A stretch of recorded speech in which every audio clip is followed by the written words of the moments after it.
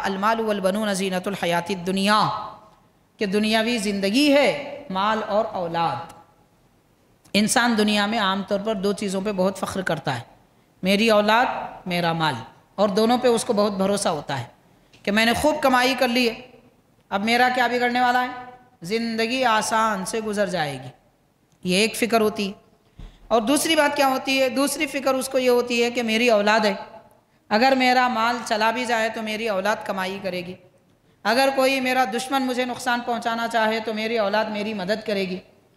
تو انسان اس دنیا میں دو چیزوں پر فخر کرتا ہے اور دو چیزوں سے امید زیادہ لگاتا ہے، اور وہ دو چیزیں مال اور اولاد ہیں۔ اللہ تبارک و تعالیٰ فرما رہا ہے کہ یہ تمہارا مال، یہ تمہاری اولاد دنیاوی زندگی کی زینت ہے، اور زینت ہمیشہ نہیں رہتی۔ جیسے زمین پر ہریالی اگی، اس کے لیے زینت بنی، مگر ہریالی سوکھ گئی۔ آپ دیکھتے ہیں کہ ہم دعوتوں میں اور دیگر مقامات پر کبھی بھی کوئی فنکشن وغیرہ ہوتا ہے، خوب ڈیکوریشن کرتے ہیں، اتنا سجاتے ہیں کہ لاکھوں روپے خرچ کرتے ہیں، وہ سارا ڈیکوریٹ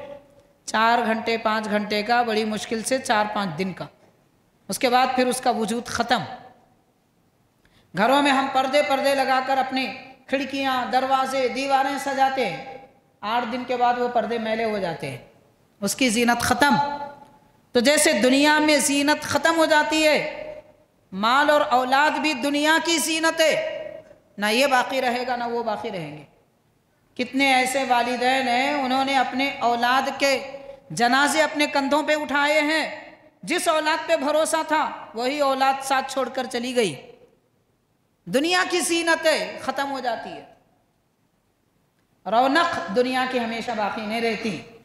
جس پر انسان بھروسہ کرتا ہے وہی ختم۔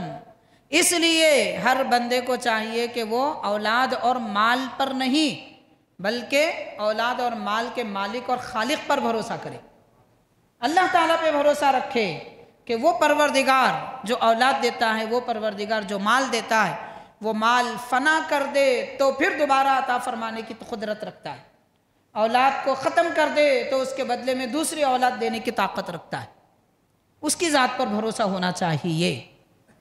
لیکن ایسا نہیں ہوتا، انسان اپنے مال پر، اولاد پر اتنا اتراتا ہے، پڑوسیوں کو تکلیف دینے لگتا ہے، اذیتیں پہنچاتا ہے، رشتہ داروں پر تکبر کرنے لگتا ہے، اور بس اس کے بعد جو منمانی چاہے کر لے رکھتا ہے۔